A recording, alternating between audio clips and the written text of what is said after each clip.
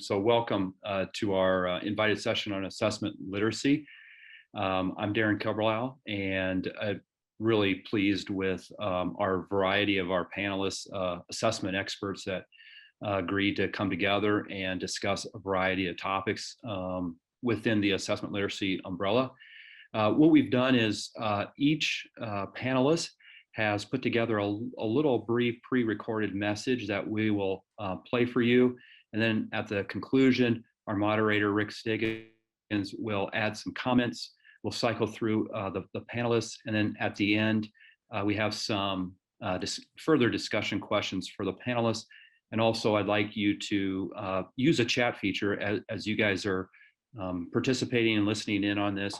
Please use a chat feature. We'll monitor that, and we'll embed that into our session as well. Also, as you entered the room in the Pathway platform, there was a Files tab on the entry page. You can click on that, and we've added some resources, ways in which you can connect with all of our panelists, their websites, the organizations they're affiliated with, and also Rick has provided a nice graphic organizer diagram on assessment literacy as well.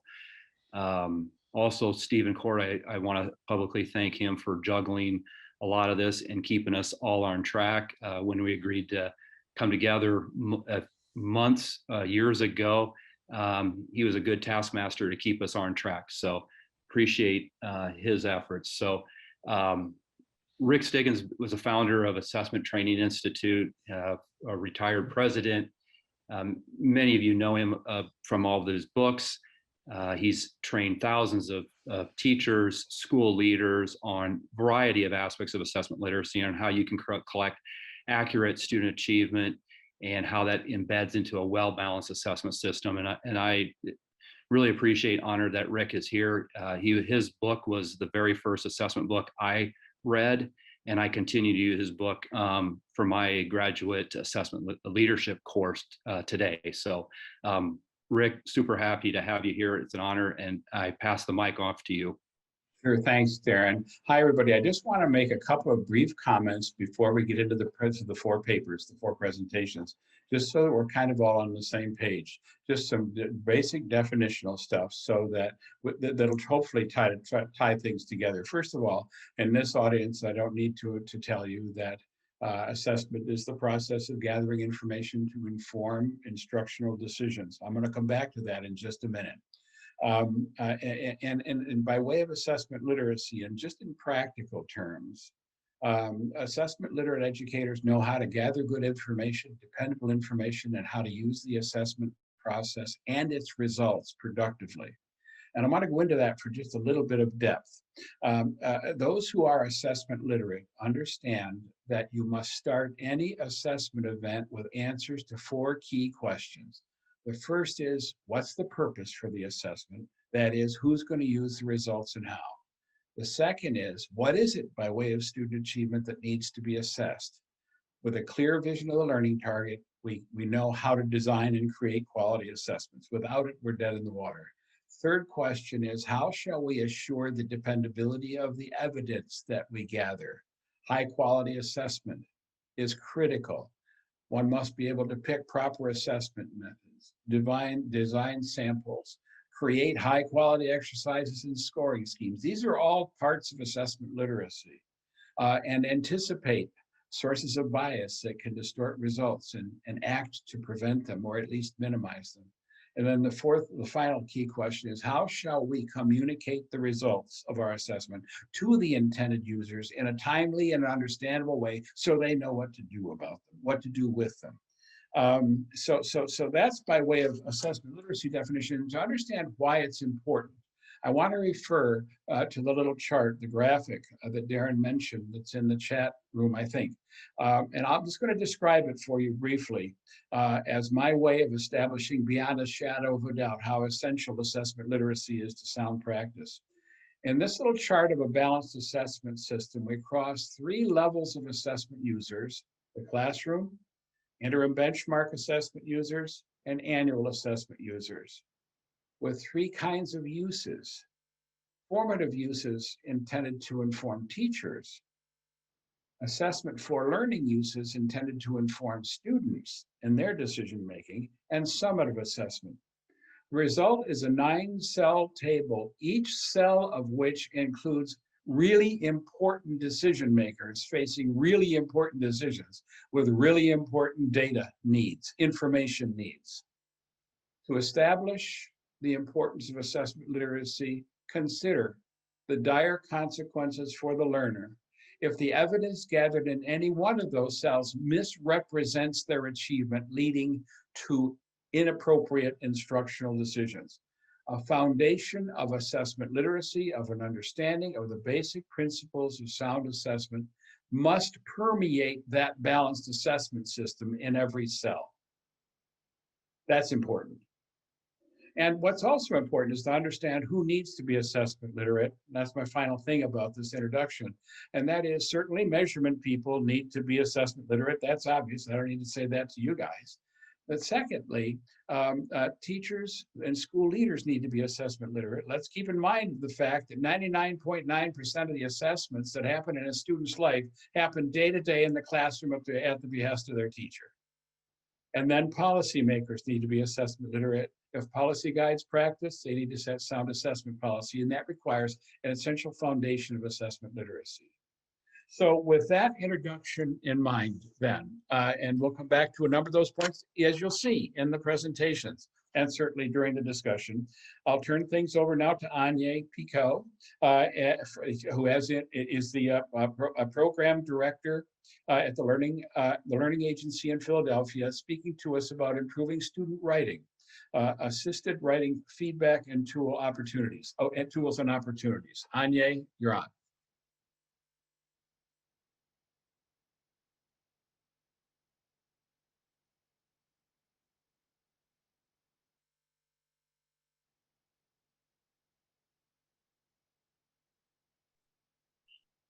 Stephen, I don't think I can hear the sound. No sound. Yeah.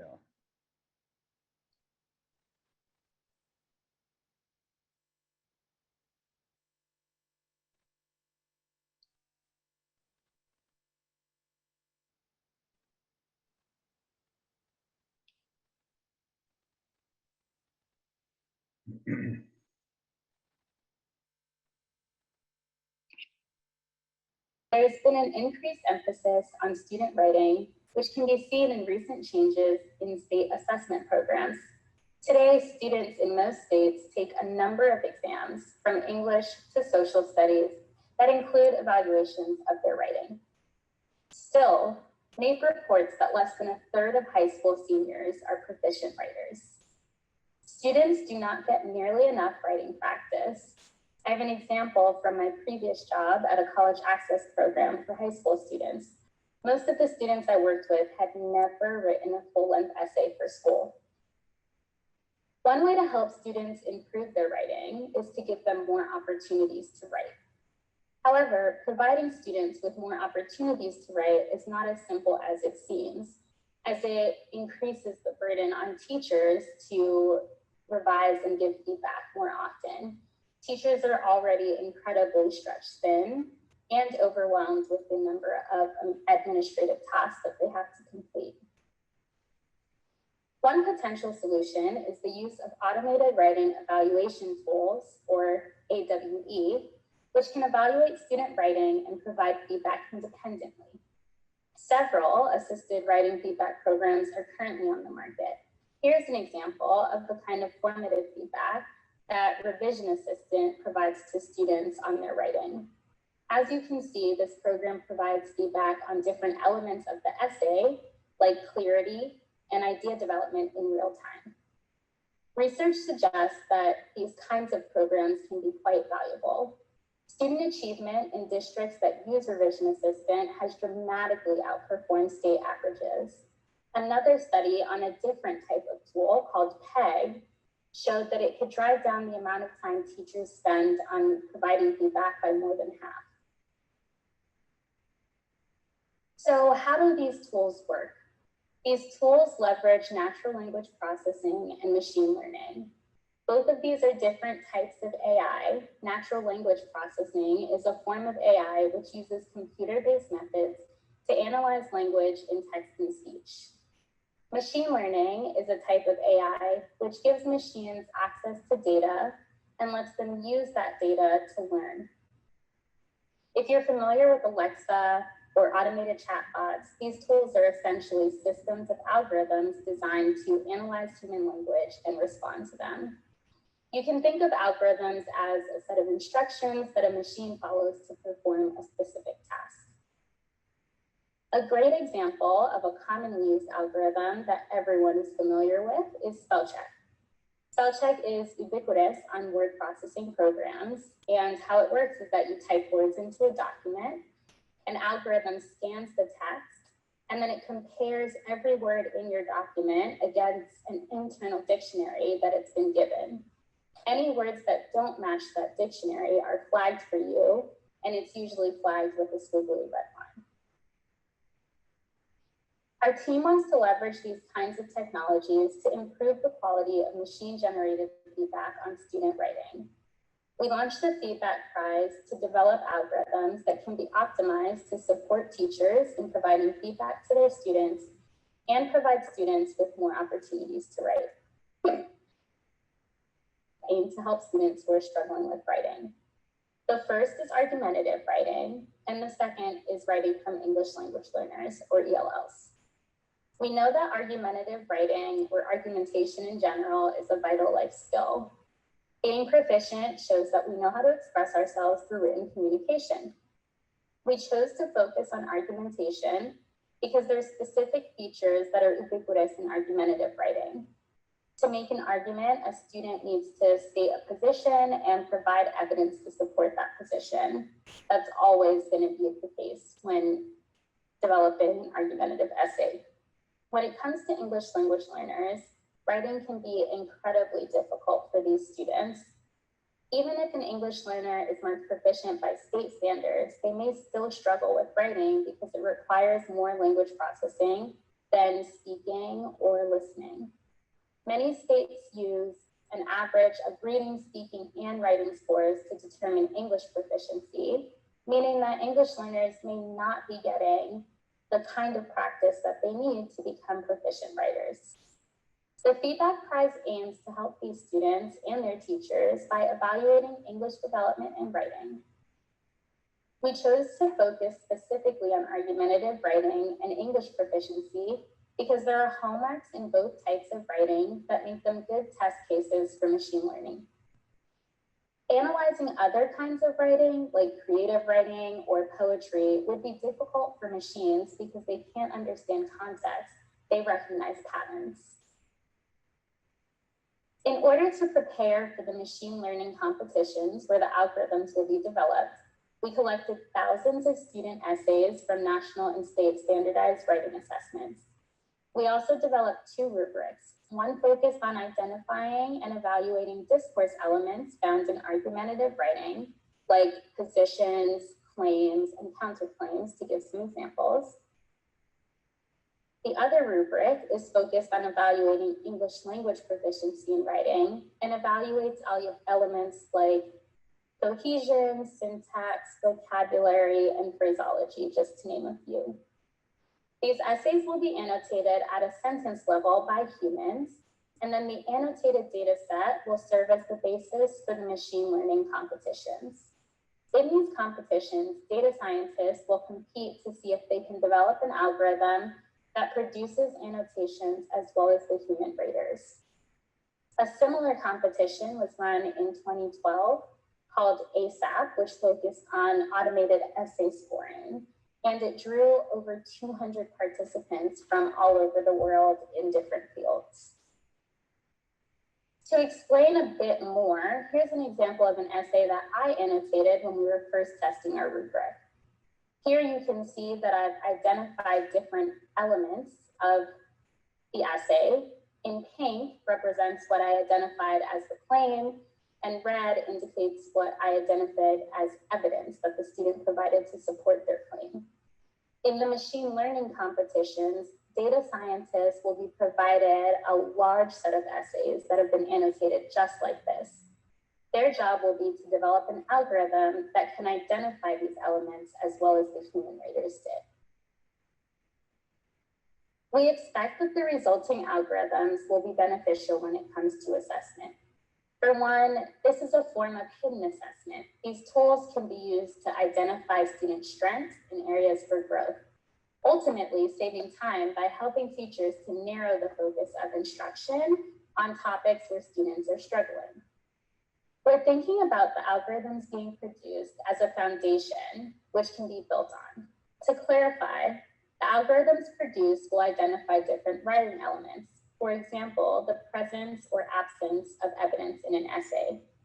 In the next phase of this project, we want to build on these algorithms so they not only identify these elements, but provide actionable feedback to students on ways that they can improve their writing.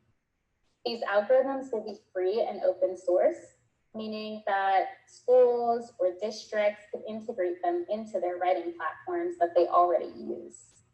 Many of the current systems that are available don't go beyond the surface level features like grammar and mechanics. They also largely don't focus on argumentation or English proficiency.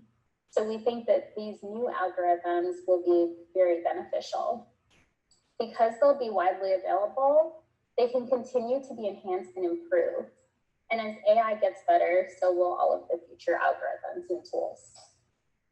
An additional benefit of this project will be the release of 2 unique and high quality data sets on student writing. These data sets of student essays will promote more research on student writing and encourage more algorithmic innovation around writing. We're excited about the potential of these projects to create free open source algorithms that are accessible for educators. We imagine that once these algorithms are produced, they can be easily customized to fit different contexts. In the process of launching these competitions, we also plan to release the corresponding educational data sets so they can serve as benchmarks for the field and inspire more research. If you have any questions or are interested in hearing more about this work, please feel free to contact me via email at anye@the-learning-agency.com. Thank you.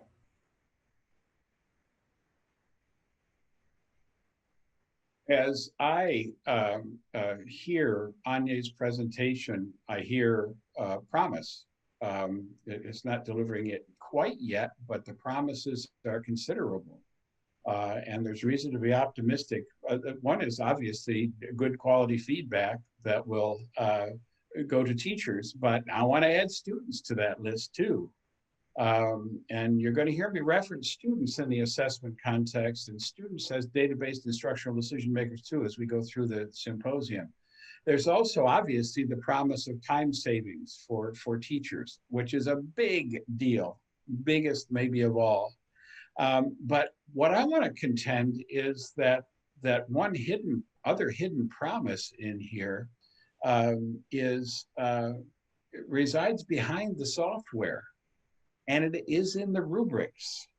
This, in our assessment literacy sense, has to do with being clear about the learning targets so we know what to assess. The rubrics define success. And to the extent that they can be shared with teachers and transformed into student-friendly language, shared with students also, I think that combination of good feedback, time savings, and ways to connect students to the learning targets so they can manage their own success are really good parts of what's coming in Anye's promise. Okay, let's go on. Excuse me, let's go on to the second presentation. In this case, it's Jeffrey Smith, who is Director of Research and Evaluation for the Township District 214 in Arlington Heights, talking about improving teachers' understanding and use of summative assessment data. Jeffrey.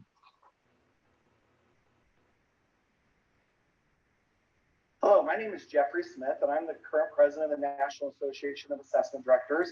I'm also a research and evaluation director at a large high school district in the suburbs of Chicago. And today I want to talk a little bit about what others have talked about earlier, but focusing specifically on how we can use summative standardized data with our staff to improve learning. The real question I'm often faced with as a district assessment director is how do we make this data more applicable to our instruction? How do we increase teacher capacity to use summative data for curricular development, student intervention? How do we address inequities and create change? Standardized summative assessments are not really designed to provide student level information. And in general, we need to be careful in interpreting them and be very broad, since the test often has limited and an inconsistent number of standards with a limited number of items. But for many of us, especially at the high school level, these data are one of our only sources of data, and the results have a high stakes impact for students on access to dual credit coursework and post-secondary participation. Summative assessment data can provide us some insights if we can get staff to engage with the data. Today, I'd like to address some of the challenges that our districts face, as well as talk about some different strategies we might employ and give some examples of how we've implemented some of these strategies to try to make a difference.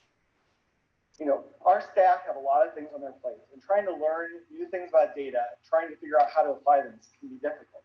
Then there's the problem of just assessment literacy overall, like understanding the terminology, but then asking questions like, what do these scores mean? What do all these subscores mean? How do they relate to another? Are these scores even useful? Can I use this score to do this particular task?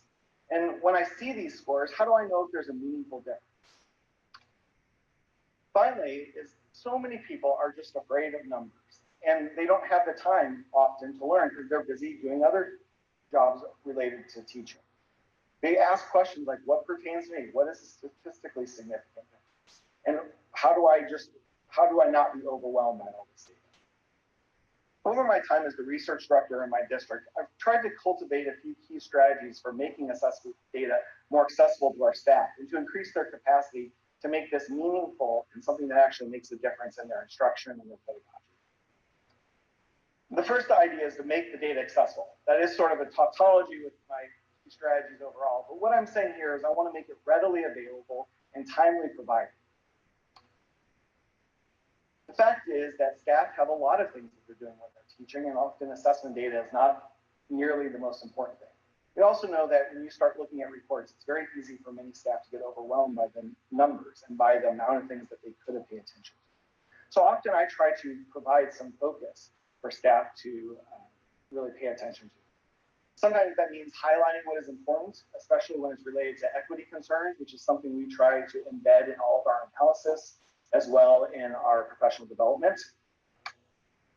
But at the same time, I also know that many staff, the data becomes more personal to them if they can actually do the discovery and ask their own research questions and answer their own research questions with our data.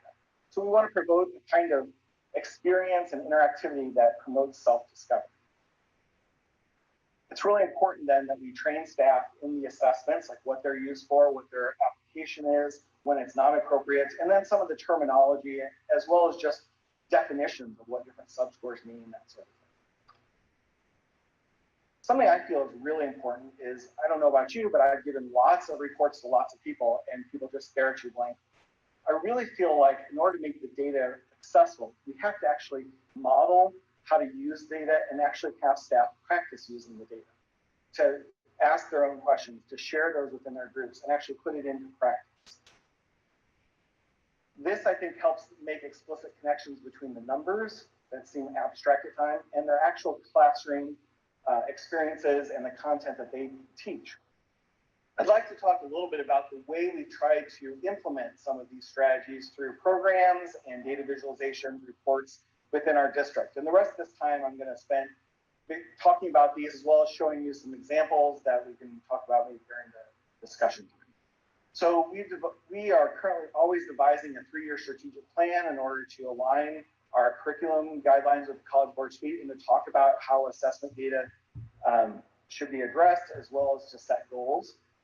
We have a multiple-year assessment literacy training that's part of that process, and we try to involve the building staff in the actual alignment of our standards with the curriculum through work groups, PLCs, many different venues.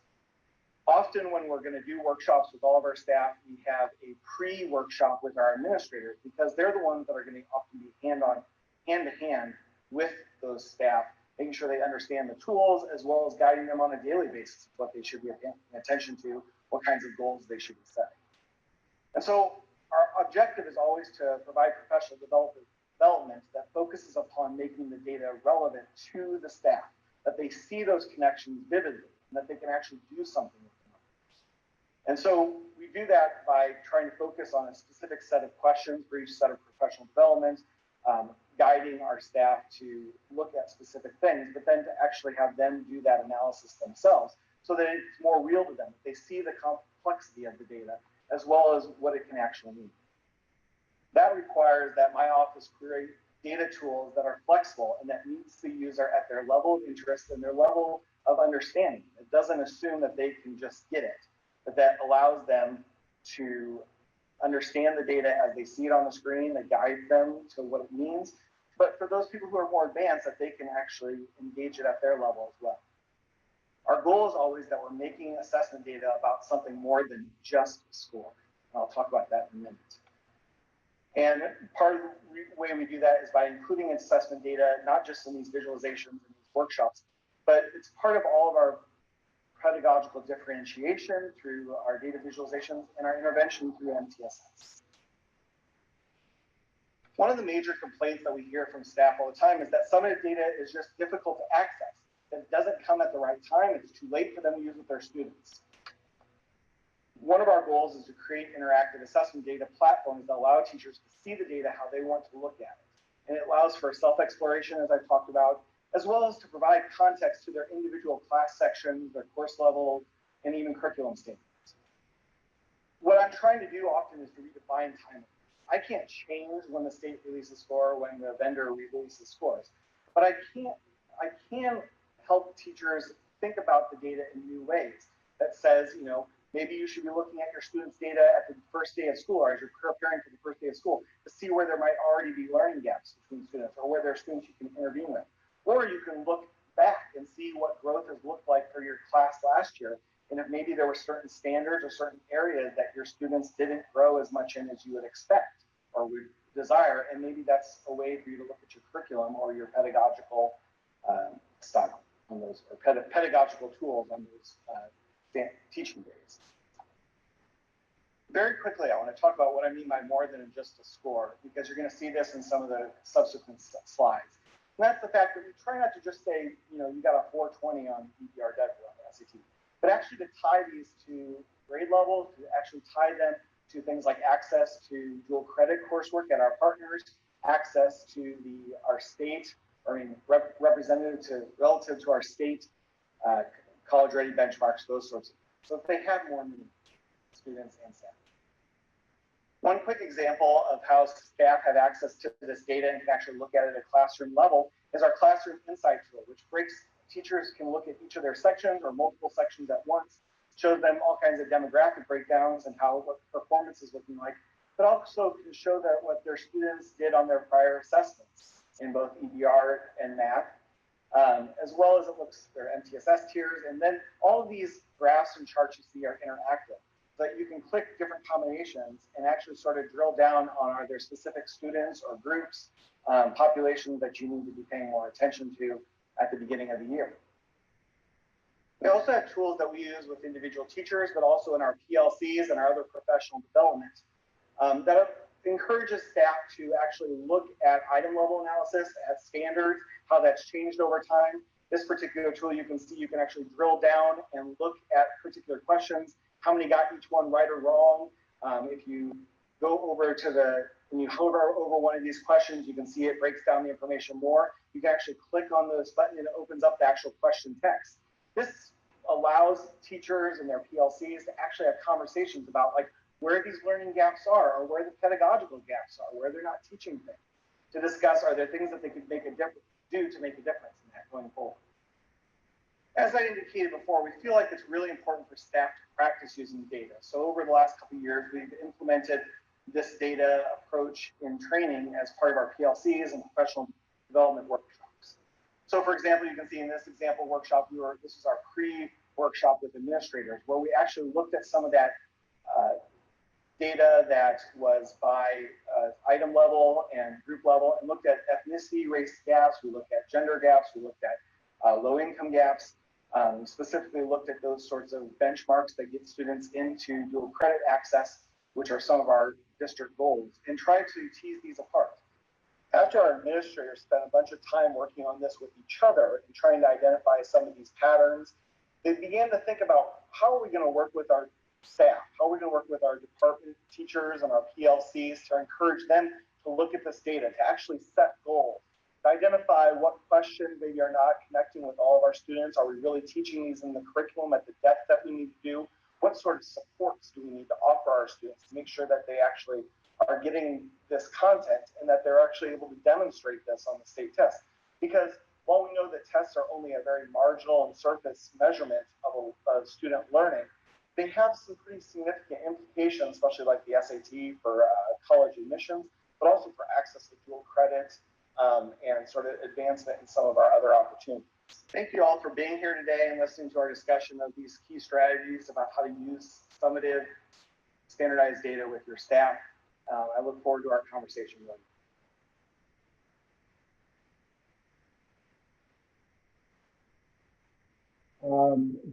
So Jeffrey, as I hear your presentation again, I'm taken immediately to the foundational thing in the analysis interpretation of data, and that is, what do the scores mean in learning target sense? I have to tell you, I dream of a day when a test publisher will provide for the teacher a list of, based on student performance, here are the learning targets you should be working on with these students. Because the time required to do that analysis and figure that out by myself can be really, really challenging. But the thing that I like a lot also about what you're doing is the professional development, extensive professional development to help people try to understand how to do those things and particularly do it in teams. I liked the progression of leaders first, and then PLCs, and then teachers, so that there's a team sense and a programmatic sense to what's going on.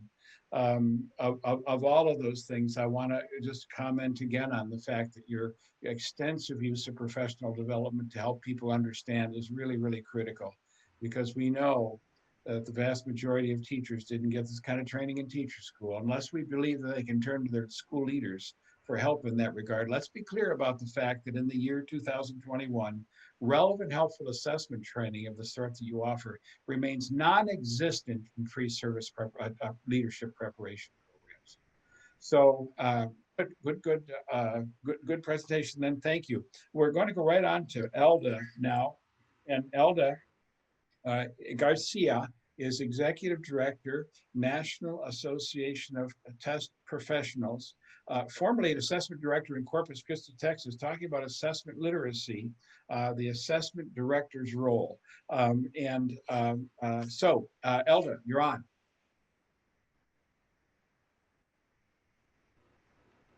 Hello and welcome. I'm Dr. Elda Garcia, the Executive Director for the National Association of Testing Professionals. Prior to that, I served as the Senior Director for the Office of Assessment and Accountability for the Corpus Christi ISD, which is a Texas public school district of 60 schools, serving roughly 39,000 students. For nearly 20 years, I oversaw the local and state assessment and accountability programs, which included all test coordination responsibilities and related data analysis efforts. Today, I'll be sharing some thoughts with you on how assessment directors can help improve assessment literacy and why it is so important. Assessment literacy is generally an understanding of assessment concepts in a manner that will help support our educational efforts and related decisions. This means, as assessment directors, we need to understand how assessments are designed, their purpose, the data that result from their administration, and how those data are applied at the district, school, and classroom levels in order to positively impact instruction for our students. In this short presentation, I'll focus on data literacy specifically. So when I talk about data literacy, I'm talking about the process. And there is, in fact, a process for assessment directors to follow. I've taken the liberty of listing them here numerically, 1 through 5. So we'll go through each one. And it starts with knowing when data are available to you. So timing. Timing is followed by the steps taken to understand that data. We then create an action plan, a process for monitoring that plan, and make special considerations such as the impact of the recent COVID-19 pandemic. So let's get into the steps, starting with step 1, data timing. Now, historically, assessment directors receive summative data late in the school year, some may argue that it's not received in time to really help inform our instruction. Now, fair as a point as that may be, as assessment directors, we make the best of whatever data we have available as soon as it becomes available, asking ourselves what we can learn from that data. Now, given the timing of summative data being so late in the school year, many districts and states have moved to the consideration and administration of other assessments as a source of information, such as formative, interim, benchmark assessments, all of which provide data throughout the school year, or can potentially provide data more frequently. These data are often available to teachers quicker, making them immediately actionable. Now, gaining access to data are one challenge, but understanding that data is quite another, which gets us to step 2. As assessment directors, we need to understand the data in order to support all of our stakeholders. In my district, I trained all administrators and instructional leaders, in addition to conducting special sessions with teachers that were sitting at struggling campuses. Often these trainings were customized to meet the needs of a specific audience, meaning that some training ended up being very, very basic, but they laid the foundation for more advanced concepts down the line. Needless to say, there's a great deal of time and effort that goes into training everyone involved. But the training the teachers and the administrators to break down the summative data was critical in order to inform instruction. They needed to learn what was working, what was not working, and most importantly, for which students, in order for them to be able to adjust accordingly. Now, it's important for all educators and stakeholders to understand the purpose of assessments, but it's also important for them to understand the specifics of proficiency and growth, which are part of that process. This allowed them to help establish goals and prepare plans for improvement. As assessment directors, we need to also understand that data have multiple levels. We have to understand the data, as previously mentioned, at the state, district, classroom, and often even the teacher level, in addition to knowing how that data are calculated into sometimes a very complex accountability system. For me, it was also important to help our stakeholders understand how data are used beyond those general purposes. In addition to informing instruction, we trained our educators to understand the extended uses of our assessment. In Texas specifically, we also used the assessment results for purposes of grade promotion, for graduation, and for accountability. Now, although in Texas we did not use assessment results for teacher evaluations, some states do, and it's important to understand how that works into the process as well. Next, it's important to be prepared to dive into the data. We have to be comfortable unpacking it to identify challenges and opportunities. Our campus leaders were taught to analyze data at the campus, teacher, and student levels, looking at specific standards and related lessons. Administrators were able to identify gaps in teacher and student performances and move to support both accordingly. Now, because of the timing of data, or at least of summative data being late in the school year, it required us to look back at the performance of the previous cohort and also flash forward in order to ensure that that data made it to the next school year, the next subject or the next grade level where those students were now sitting. So it was important for us to look back to the previous year's cohort in order to be able to put in corrective measures for the current school year, and then also flash forward to be able to provide important data, or particularly with gaps, to those teachers who have received those students in the next grade or subject.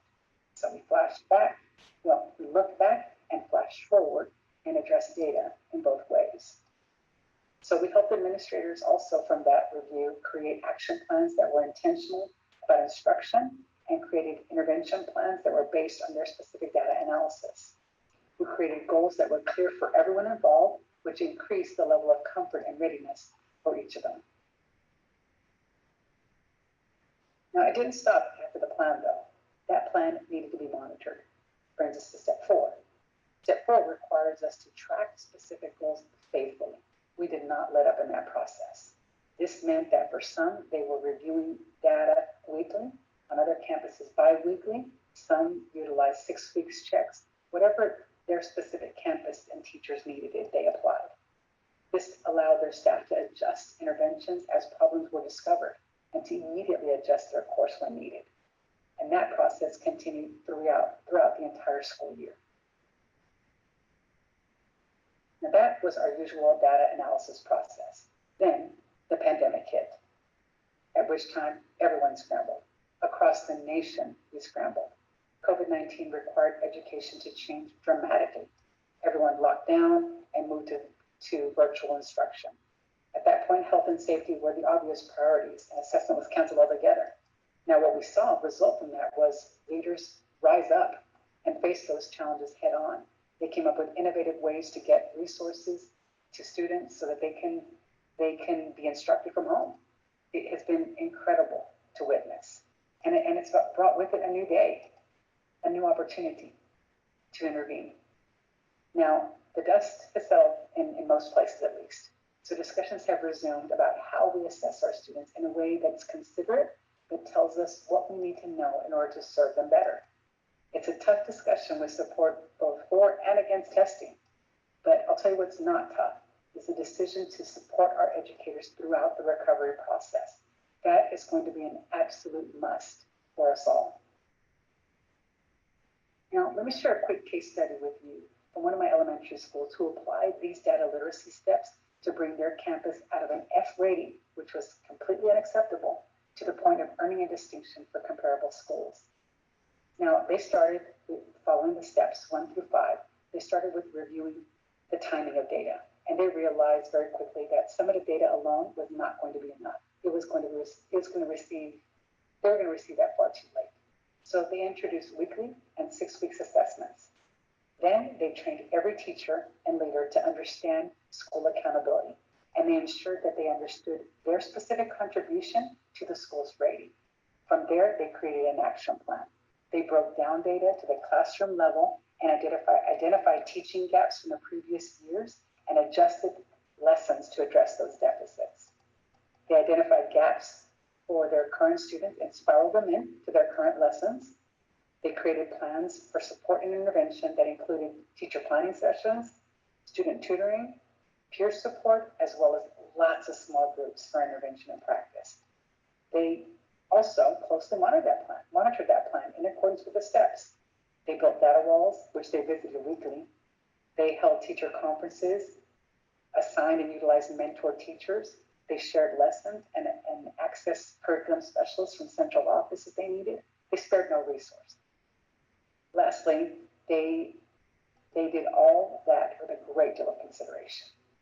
Now, clearly with COVID, we know that the priorities are health and safety. We have to make those considerations. That continues to be a concern. But that was followed by creative online lesson planning and the use of online diagnostic tools. Now, prior to the pandemic, this campus exercised similar considerations for any challenge that their teacher and students were experiencing, whether it was a teacher that was in the middle of a divorce or the student that was living out of their car, whatever the challenge was, they reached out to support them in any way that they could in order to see them through those personal challenges to get them to refocus on the plan. This required for this campus a shift to a very person-centered approach, which prioritized connection and personal rapport. That made all the difference for this school. And support was offered at every single stage of the process. Now, all that to be said that good old-fashioned teamwork goes a very long way. Assessment directors need to lead that charge. Now, I wanted to share my experience and a quick case study to leave you with a solid strategy that you can apply moving forward. So here we translated our original core data literacy concepts into a catchy acronym that we coined TTAMS, which is the strategy that we described today, which includes our 5 data literacy steps of timing, training, action, monitoring, and support, TTAMS. I hope you found this information useful, and I certainly wish you the very best moving forward. And please be assured, if I can be of any further assistance, you're absolutely free to reach out to me. I'm leaving you here with my contact information. I thank you for your time today, and I hope that you enjoy the rest of your sessions. Thank you, everyone. Thank you, Elda.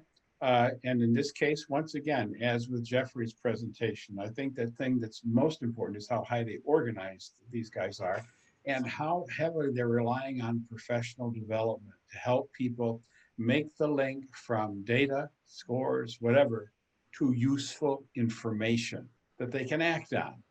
And that is the key assessment literacy component in both of these presentations. That having been said, I want to turn to something that Eldon mentioned just briefly in passing. You may not have even noticed it, but it's a flashing red light for me. She said that that the evidence of this sort in some states is used in teacher evaluation, but not in Texas. That's good, not in Texas. That's a red flag for me, and I want to comment on it briefly.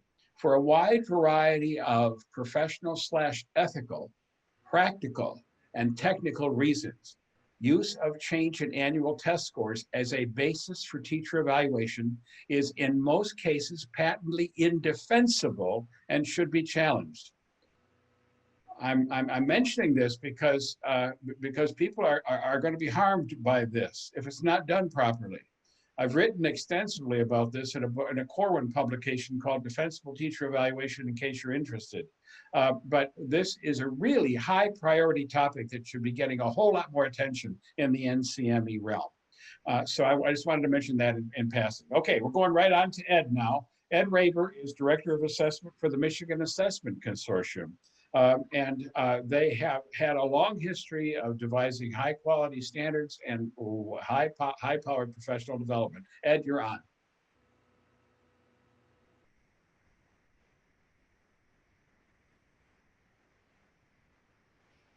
Hello, my name is Ed Raber, and I am here to give you some information about how Michigan works to increase assessment literacy among its citizenry. Kind of titled this as a cute little name of making Michigan the state of assessment literacy, but our goal is to use multiple approaches to promote assessment literacy among students and their families, teachers, administrators, and local and state policymakers. The Michigan Assessment Consortium is a 501c3 nonprofit organization governed by a voluntary board, and we serve our districts and associations, the Michigan Department of Education, and the broader community. Our mission is really to improve student learning and achievement through coherent curriculum, balanced assessment, and effective instruction. And we do this by promoting assessment knowledge and practice, professional learning, and developing and sharing tools and resources. We believe that assessment literacy is essential for everyone making important decisions, including students, educators, and policymakers. Yet too few educators have the fundamental concepts and procedures of educational testing, and even fewer policymakers, students, and families understand assessment. So the MAC actively engages state and national leaders in thinking about what it means to be assessment literate, and in collaboration with MDE, resources are developed to support assessment knowledge, disposition, and performance. We begin with an overview of the different parts of this presentation. These sections will be different ways in which the MAC is promoting assessment literacy among different groups of individuals. Beginning and sort of fundamental part of all of this is the MAC's assessment literacy standards. These define what assessment literate users believe, know, and can do. They provide standards for students and their families, for teachers, building administrators, district administrators, and policymakers. And they serve as the basis of the MAC's and others' professional learning activities around assessment literacy. And of note is that these were endorsed by the Michigan State Board of Education in 2016. And you can find these assessment literacy standards at the MAC's website shown here. And we hope that someday these will be incorporated into certification standards for pre-service teachers and administrators. One of the types of ways in which we try to reach practicing educators is through the Assessment Learning Network. And our goal is to build collaborative assessment literacy activities by working with Michigan's educational organizations for teachers, administrators, and so forth. The network vision is really one on creating a professional learning community focused on assessment practices, helping selected individuals from organizations to understand what assessment literacy is and why it's important, and then serve as a conduit between the MAC, MDE, and those organizations. And so hoping that they will work with us to help implement assessment literacy practices. We've produced a wide variety of material. There's over 50 learning points, which are 2-page, easy to understand explanations of a single educational concept. We have learning moments, which are interviews with national, international experts on assessment, again, providing guidance to educators, and have done a whole series of sessions on this over the last 5 years. In addition, we want to help people who are interested in learning more about assessment do so, and even engage some in thinking about becoming specialists to help others in their learning. And so we have developed an assessment learning and credentialing system to help Michigan educators to improve their understanding and use of assessment.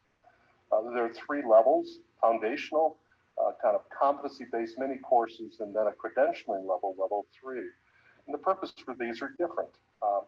Level 1 are foundational courses that we hope all educators will partake in. For those that want to go deeper, there's level 2, and these will take individuals more deeply into educational assessment concepts and help them learn more in depth. And then a few of those people who reach level 2 might want to go on and become a credentialed assessment specialist, either for systems at the school and district level or the classroom level as a classroom assessment specialist. This describes the purpose and format of these. They're self-paced, online, as I indicated, broad audience is intended. Universal would be wonderful, and that we seek for that to occur. These are some of the modules at level 1, and as indicated, each of these is available online in a self-paced way. You'll notice that there is a link here in the presentation, and if you can copy it down accurately, there's also a password which will allow you to get inside and look around this system. Level 2, again, are people who want to go deeper in their understanding of assessment literacy concepts. These are self-paced, but there is individuals who provide expert feedback according to who facilitates the course. And so, it is something for people who really want to become a little bit more expert. Probably will result in micro-credentials or the state continuing education credit hours, the sketches. But anyone wanting to go on and become a specialist would need to go through the level 2 courses. And again, there's a variety of courses that have been developed. These show the initial catalog, quite a few, and some are still under development. This is an effort to try and build deeper assessment knowledge and understanding in some of the individuals who are interested. Level 3 then is for people who want to go on and become a credentialed specialist, a system specialist or classroom assessment specialist. The idea is that individuals would be taking what they have learned in level 2 and then implementing it in a pilot manner at level 3 to demonstrate that they not only have the knowledge, but they also have the skills to help promote the assessment literacy of others. The idea again is that these have become individuals who would work in a school system, say at the district level, or in schools at the classroom level to promote sound assessment practice. Our goal is that we have one classroom assessment specialist in every building, about 4,000 of those in the state of Michigan, and one district assessment or system assessment specialist in every district. And there are about 850 districts with charter schools. So an ambitious goal for the MAC. Another related effort is our Assessment Learning Institute. Our goal here is to build a cadre of assessment specialists that can promote assessment learning of others. So individuals come to us in the summer and we spend time helping prepare them to work with others. Now, some of these are already come fully prepared. They simply want to get a handle on what the MAC has in the way of resources, and others really want to become that kind of specialist. The Assessment Learning Institute here is described more fully, and each year, the last 3 years, we've had a cadre of individuals who've gone through this process. We also have some districts who come to this and who want to, as a district team, deepen their understanding of assessment, and that's certainly possible. The next approach that Michigan uses is the formative assessment for Michigan educators. FAME is a long-standing professional learning program promoting the use of the formative assessment process by Michigan students and educators. This is the CCS's own definition of formative assessment, which is adopted by the state, and the FAME program in Michigan is based on Sadler's 3 questions, 5 components, and 13 elements, as shown on the chart on the right. And this chart, when downloaded from the MAC website or the FAME website, has links to live links to learning points for each of the 13 elements. At the current time, we're beginning a 14th year of programming. Over 1,000 learning teams in the state of Michigan have been engaged in this program for upwards of 3 years or beyond. And this is an indication of the number of teams and the geographical spread across the state. Teams are encouraged to stay together for 3 years. This is not one-shot professional learning. This is a commitment to ongoing, deeper learning, because we know that that's what it takes for people to change their instructional practices. And there are a wide variety of resources in terms of print resources and videos, et cetera, that are provided. And the program is under the leadership of a state program manager and 11 regional leads. And then finally, the Michigan Assessment Literacy Facilitators Association. We have so many assessment literacy beginning kind of activity, the names that we created something that would be very different. MALFA is our way of supporting the individuals who work in school districts and schools to provide deeper understanding and professional learning to others, other educators, administrators, et cetera. So our goal here is not to teach assessment literacy, but to support those who teach others. And this is a little bit of the overview of the association and its goals. We meet quarterly. It's been virtual almost since its inception a year and a half ago, and provide guidance to one another, to share resources, and are now beginning to create resources. Resources for parents to support the learning of their children at home, online testing, and the design of a senior level undergraduate course on assessment are 3 of the activities that we're currently engaged in. So there's lots of things that we do. I implore anyone who's interested in assessment literacy, and many are, to not think of the one approach that you're going to use, but like Michigan, think about multiple approaches to assessment literacy, because even 2 or 3 approaches designed to hit the same groups will be useful, because some will respond to one approach, some will respond to another. So I hope this has been helpful. Again, Ed Raber, if you have any questions, please contact me. I can be reached at Raber, R-O-E-B-E-R, at msu.edu. Thank you.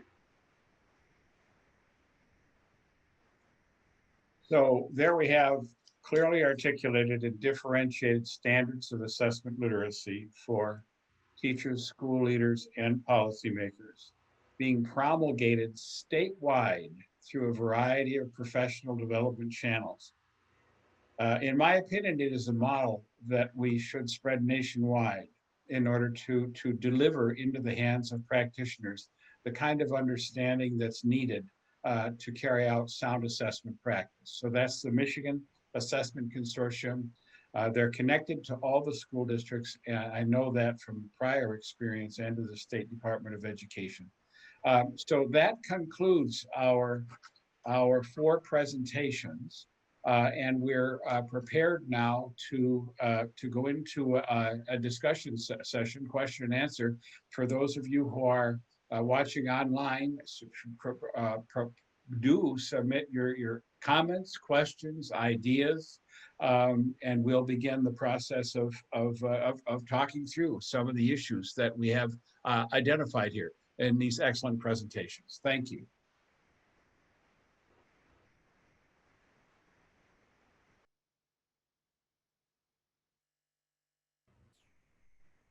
Okay.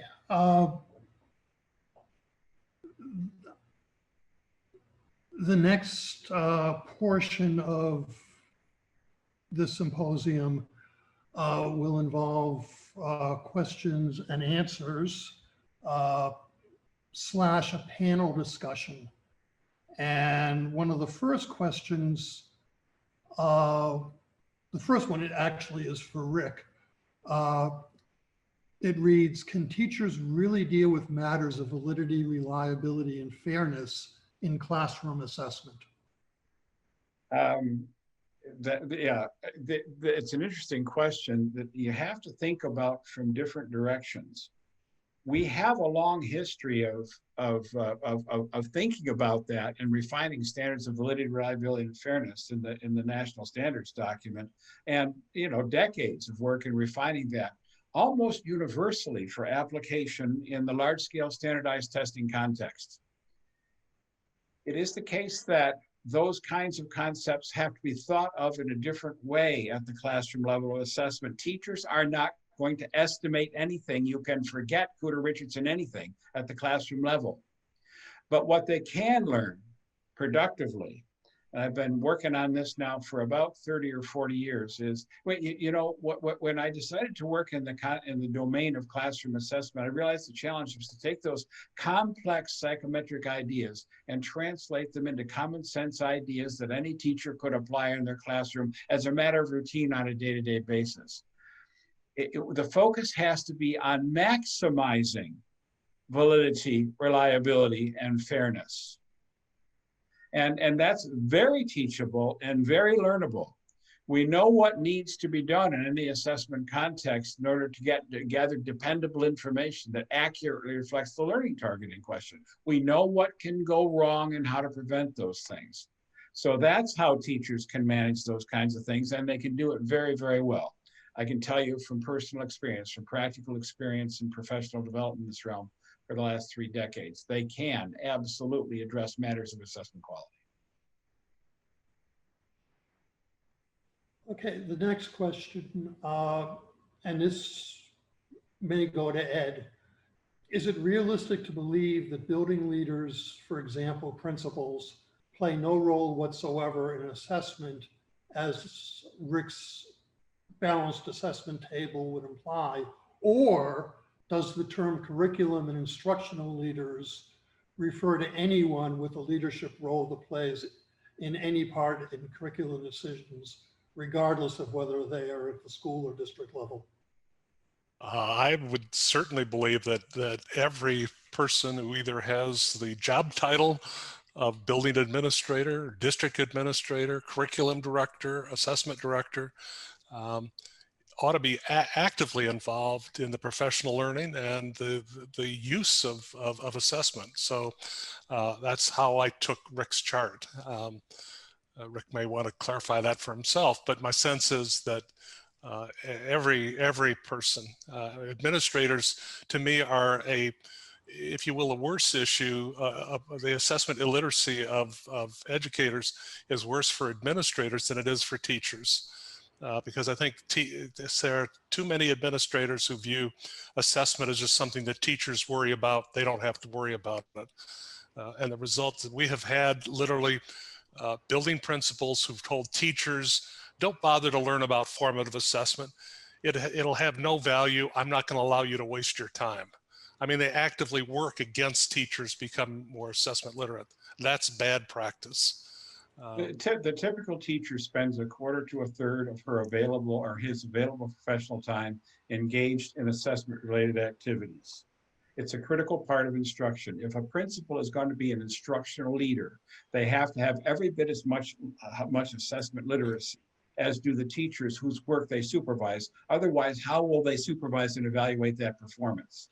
So the building level leaders absolutely need a profoundly important level of assessment literacy to do their jobs. And it is a national travesty that assessment training in the year 2021 could still be almost completely missing from leadership preparation programs. It's absolutely abhorrent that that's the case. Do any of the other panelists want to chime in on that one? If not, we have a question for Jeffrey. In your district, have you evaluated the efficacy of your efforts as well as whether the work that you've been doing has resulted in improved outcomes over the last few years? So we really, thank you, that's a good question. So we've really just started doing this right before COVID hit the year before. And so we did a lot of workshops at the beginning of the year, and we did have some planned, if nothing else, some sentiment, that's not the right word, basically asking teachers how they felt this kinds of professional development, like what kind of difference it made in their ability to engage this data. I mean, I do look at, we look at metrics of who are using our data dashboards. I mean, like that's one metric. Do people actually use it past that professional development? Do they actually come back and use that throughout the year? And it's, you know, hit or miss. Some of the dashboards, we have really high levels of engagement. Some of them we are expanding because people are so engaged and want so much more data that they're asking for more and more. And so that's certainly engaged. I will say one of the limitations we found, like with the item level analysis, which was, I would say out of almost everything I've done, the thing that people have been most engaged with, that really relies on College Board publishing the standards mapping and stuff like that, and publishing the questions. And they didn't do that last year. And so if I don't have any data, we can't do it. So we've been sort of on hiatus for this last year or so with most of those assessments, being able to do that same stuff. And College Board, like when we signed as a state, they kind of promised us the moon that we were going to be having all this stuff consistently every year. And that hasn't happened. I don't know if that'll pick back up at some point or not, but I don't know, does that answer that? But as far as I know that people are engaging it, so we have evaluated in the sense, do people continue to use the tools that we've created? As far as how that impacts on overall student growth or on instructors feeling like the assessment is more accessible to them, I don't have any direct like survey data or program evaluation, but that is in the plans. It just kind of got interrupted this year. Gotcha. Ed, same question regarding Mac's work in Michigan. Have you looked at the impact you're actually having? Well, we do that anecdotally after sessions. All of our resources available online publicly. We have stats on how many downloads. They're in the thousands. We don't follow all of the people who use that. When we run sessions, we do that, and we get anecdotal evidence from, for example, from teachers who have been participating in the FAME formative assessment for Michigan Educator Program. But it is very difficult to, with volunteer programs, to collect any evidence that would stand any statistical rigor in terms of representativeness. We're not doing, research that would match IES standards of assigning, a control group and an experimental group randomly to things. So no, we don't have that kind of evidence. we've tried, but it's difficult when you have volunteer groups of teachers or administrators or parents, for that matter. Just a little aside on that, there is compelling evidence from around the world of the positive impact of formative and assessment for learning practices on student achievement, with achievement score gains ranging from 1/2 to 3/4 of a standard deviation or more. And that's based on about a 20-year accumulation now of evidence, as I said, from around the world. The efficacy of these practices is beyond question. If that's the case, and that's a segue into the next question for you, Rick, why is pre-service training and assessment still so missing from teacher and administrator preparation programs? Oh, that is the question. How the others may have. And how do we rectify it? We have actually analyzed some of that and thought about some of it, and the reasons are scary. One common reason is there's nobody there sufficiently assessment literate to teach it. And I think there's a sort of a psychological belief that if there's something that somebody else says we're missing, well, it may not be that important. Right, and here's the other one. It's conceivable that if faculty were to attempt to teach the principles of sound assessment, they'd have to model it. And modeling it may reveal outcomes that they'd rather not have public. These sound very cynical, and I don't mean them to be, but there are barriers. There are very real barriers, to psychological and practical barriers to the inclusion of this. The counterpoint is lots of really excellent, high quality professional development available for teachers and school leaders. If people are willing to take time to look at them, but it's not, the higher education is not a realm readily embracing the idea of assessment literacy or accountability for outcomes, and that's a real issue, I think. I spent 5 years in an institution of higher education, and one of my prime goals in going there was to teach assessment. And I got stymied at just about every turn. There isn't time in the teacher preparation program for it. The educators who care about it say they're already doing it. I could find no evidence of that. The evidence that I did find, I ran a graduate survey of our institutions, both the 4-year BA degree and then the 5th year after student teaching.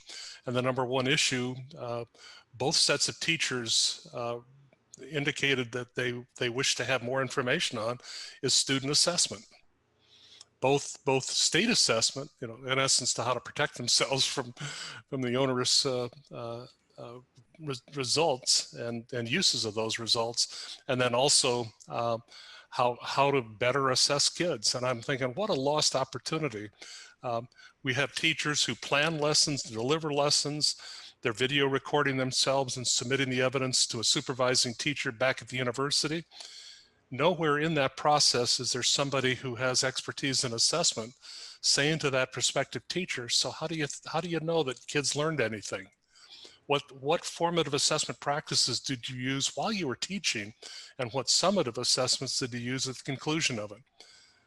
And I attribute it partly to the individuals who work in our teacher education programs are products of a system that didn't prepare them in assessment. And so now they're working at the higher ed level in a system that values individual choice of what I decide to teach. There's rarely a prescribed syllabus that says anyone teaching X 402 has to teach this content. Well, does it become, go ahead, Rick. Well, the other thing I want to mention quickly is that within NCME, which hasn't historically had a major contribution to make in this domain. There's a major effort underway now to enhance both our understanding of the kind of professional development, the folks professional development, and to create good quality assessment training and to promote it as an NCME priority. That's well underway and has been for a few years now. So it may be that whole scene is evolving rapidly and going to change. I hope that that's the case with NCME's leadership. Does it become a situation in which a possible solution is for organizations such as NCME, NAAD, DRE, NATP, even the appropriate divisions of AERA, to start advocating to CCSSO, all of these acronyms, to start pressuring states to make it part of teacher licensing certification requirements, which in turn would impel the institutes of higher education to attend to it because it's part of what their students have to pass. We did that in Michigan. We got the Michigan Department of Ed to add students will demonstrate proficiency in assessment as part of the teacher licensing requirement. You know what it resulted in? A little checkbox. Check. There is it's not just the advocacy for that, it's the follow through. What's when the institution is monitored for compliance, show me the evidence. Where are the student portfolios where assessment was collected and vetted and feedback provided to the prospective teachers? It's more than, I think it starts with that, and many state teacher standards don't have much to say about assessment. But even if it does, then the state has to go beyond that, and because it tends to be our higher ed institutions who recommend candidates for approval for a license, and then the state has to follow through and say, show me the evidence. Mm-hmm. So I'll add a little bit to that, and I think that I absolutely agree. I think it's assessment literacy is a critical part of what we do, and getting that to the front line is going to be a critical part of our work. I think the pandemic absolutely ignited, that need, because we're kind of shifting the way that we assess, the frequency that we assess, and really, I think, embracing this opportunity to reimagine how we do things.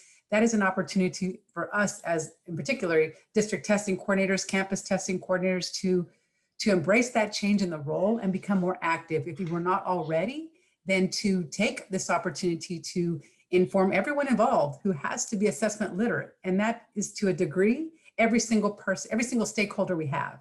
Our parents, our students, our teachers, our administrators, our boards, everyone, to be able to say, hey, this is what it's about. This is, what role you play, how you can help make a difference, so that we can start maximizing, kind of the return whenever we do get back to, some form of assessment, or what that might look like in the end. But I think that yes, advocacy is important, but follow through and follow up is important. But there are things we can do now. And that's part of embracing the role and taking the opportunity to educate everyone involved, so that they can be a little more informed in the process and more prepared to engage in those conversations. Anya, from a technological point of view, in terms of expanding what you are doing with writing to perhaps other subject domains, even assessment literacy per se, is that something in the future that could be handled with machine learning, et cetera? Or at least supported by that, not handled completely, but supported by? Yeah, I think it definitely could be, but I think with machine learning and NLP, you kind of have to be careful with not trying to rely on it too much. Like, even with the project that we're working on, we have to be so careful about how this eventual tool gets integrated into the classroom and how it's used for assessment. So I think it definitely can be done and arguably might be easier for other subjects like math, for example, to use machine learning to develop assessment tools. I think it could be easier with math, but I think it just has to be like careful consideration of how the tools are made and transparency around what's being Anyone else want to comment? I think this is another example, I think, of a topic that we need to help relate to the front line. And in a previous session, I made a comment also about how refreshing it has been to hear so many people ask for and look to this, an improved relationship between the measurement people and educators, right? Because I think that, we're mostly educators kind of in this conference for obvious reasons, but I think there's a lot of them that are rooted in education. There are teachers and us certainly in this session are very rooted, but I think it's an important bridge, to a gap to bridge to make sure that we are keeping our front line, at least as assessment professionals, informed of all the topics that are now impacting and being very relevant in the field. New concepts that have now been, lit up by the pandemic, remote, possibilities for testing, all the work and research behind AI. Teachers don't know what AI is. And so we have to prepare them, with information, empower them with information so that when it does come to pass, they're not so caught off guard and improves buy-in, right? We have to keep them informed of the process. And it starts with the assessment leaders, all of the leaders, the instructional leaders, the principals. I mean, I know someone asked about the principal's role. Absolutely need to inform them in kind of the change in landscape that we're experiencing here so that they're more prepared to help support that transition when it comes to pass, because it will come to pass. We're just living through that evolution now, and we have a responsibility and an opportunity to help move that forward. I have just a small example of what you're speaking about, Alda, just from a teacher that we interviewed when we were doing our background research. And she said that her school, or I think her district, just decided that everyone needed to use this one writing tool for their monthly writing assessments, but they got no training on how to use the tool, didn't actually know what it was. And so they were using it with their students, but there was also no transparency on the rubric or what the tool was actually assessing. And she said she tried to get a perfect score, on her own, just writing an essay and making revisions. And it took her something like 80 revisions before she got a perfect score. But then she's supposed to use this tool with her students and has no real understanding of what it is.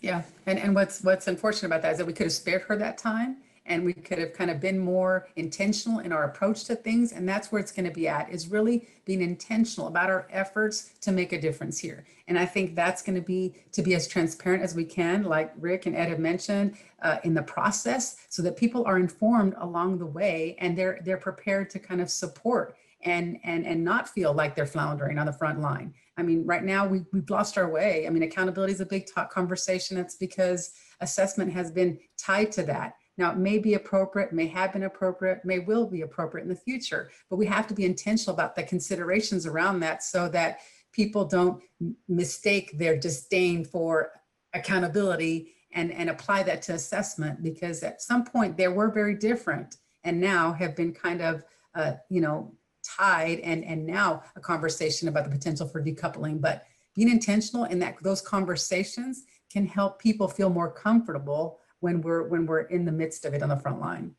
And one specific example of a way to do that is at the policy level. At the highest levels of policy, the level of assessment literacy is essentially nil. I was in a meeting in the state of Oregon, where I live, a couple of weeks ago, in which there was a representative from the governor's office who essentially asserted the only thing the state legislature will fund is the annual accountability test. They're not going to fund anything else. Well, okay, so there's a level of policy where the idea of balanced assessment systems has to start to come into play, because they're the gatekeepers. They're the people who determine how the resources are going to be allocated. And we see how they're allocated in Oregon for assessment.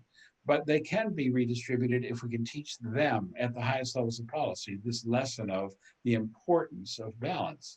We just have to keep at it. We just have to keep after it. And I think we can do that. I think we know how to do that. So I agree with you. The policymaker assessment literacy, I think, is the most challenging. I find in Michigan, for example, with term limits, that our legislators are very, very sensitive to the donations they receive from the interim benchmark assessment companies. And if they had their way, that would be the only assessment that would be given. Well, maybe a college entrance test, because they provide some funding to legislators too. So, but it's, and the people that could actually explain something to them are shut out, because we're not coming with a fistful of dollars to influence them. It's unfortunate, because I think that's how in some states the decisions about what instruments to use are being made. Bought and paid for. Yeah. And I have one last question I want to get in while there's still time. This has been asked by a couple of people, but keep the response brief, please. Can folks from other states avail themselves of some of the MAC resources, particularly the three levels of assessment learning? And if so, how do they do that? If you go to michiganassessmentconsortium.org, it's a long name, one word, with a dot between in the org. All of the resources I talked about are available at no cost. The level 1 assessment learning modules are offered through Michigan Virtual, which is not part of us, and they do charge a small fee, but the password that I put in the chat will allow you, I hope, if it still works. If not, email me, raber@msu.edu, or I should say phonetically, rober@msu.edu, and I'll make sure we do have one. But everything else is free. Okay, and that's part of our dilemma, and to find out who actually used them to study its impact, because we don't. Our assessment literacy standards have been downloaded in numerous countries and just about every state in the United States. I commend those to you particularly. Again, available at no cost. Rick, closing comments?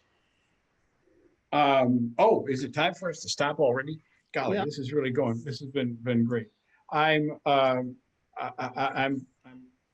just want to mention a couple of other concerns that I have as we move forward together on this. I'm concerned a bit about our inattention in the field to matters of assessment quality. That is the dependability of the evidence being gathered. That's true at the classroom level, interim benchmark level, not so much at the large scale summative level, because that's where professionals are involved. But there are interim assessments being created by PLCs who don't have the assessment literacy required to do that well. And lots of teachers face that same problem. So the reason I'm concerned about assessment literacy, in part, the matter of assessment quality. Another topic that hasn't come up in this context, but could have and maybe should have, is the changing students' role in assessment. We grew up in a world and operated in a world in which we say the adults assess the kids and then make the decisions. It turns out students are key database decision makers too. They make decisions about whether to try or not based on their interpretation of their own results. So there is an active pursuit now going on around the world of changing the student's role in the assessment process to one of full partner with their teacher while they're learning. Want to mention that briefly. And then the matter, once again, of the lack of availability of assessment literacy training. Anything we can do to work on that would be helpful. I know one of the persons, Jim, in the audience is actively involved in that too. And we care a lot about kids and their well-being, and one place to help them is to make sure that the evidence of their learning is being dependably gathered and well used. So I want to thank you all for your participation. It's an honor to be invited and to be involved. Thank you. And with that, unless Jeffrey and Darren want to say something. Thanks for the panelists, and thanks for everybody chiming in and contributing. It's like Rick said, the time flew. Yes, thank you very much. Well, that means there are acorns to gather and select for next year's symposium for your planning. Indeed. Thank you for having us. Thank Okay. you, everybody. Take care, Enjoy all. the conference. Goodbye. Thanks.